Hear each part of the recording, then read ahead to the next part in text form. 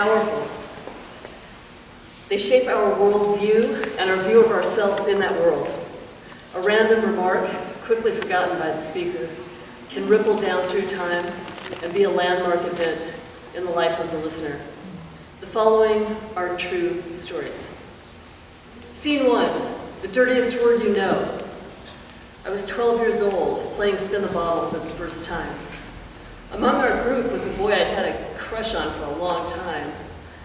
So when it was my turn to spin and the bottle pointed to him, I expressed my attraction, as many adolescents do, awkwardly, by trying to embarrass him. What's the dirtiest word you know?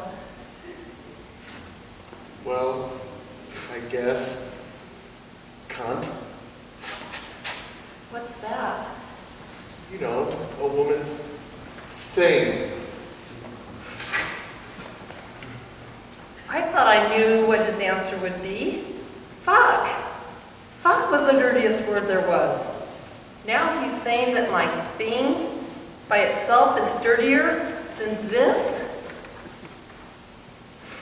I felt humiliated, but overriding feeling was anger. Anger that a part of my body was considered dirtier than both dirty things doing the most disgusting thing I could imagine. This is how my body shame began for me. And 45 years later, most men I know still think this is the dirtiest word, cunt. Scene 2, you're really good at this.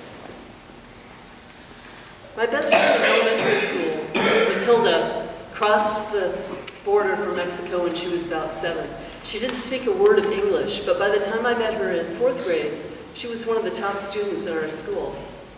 She was offered, eventually, a full-ride scholarship to Berkeley, but she turned it down because her disabled mother begged her not to leave home to go to school. After graduating from a local state college, she took a job with a mortgage broker. One day, a friend of her employer's, also a mortgage broker, stopped by her desk. You know, you're really good at this. You can have your own brokerage someday. Well, thank you. The thought had never occurred to me that I could have my own brokerage.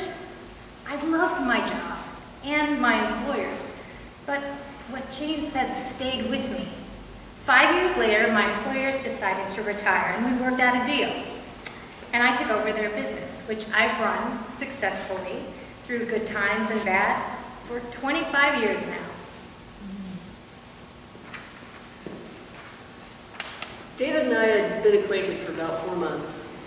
Every time we interacted, there was this intense attraction, it seemed, but I had my reasons for not acknowledging it, and I assumed he had his.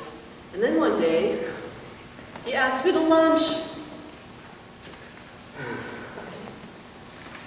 While we're here, would it be okay if we talk about the elephant in the room?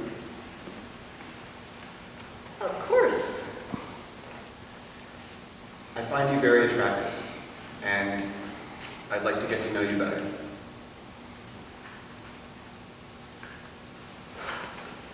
Wow.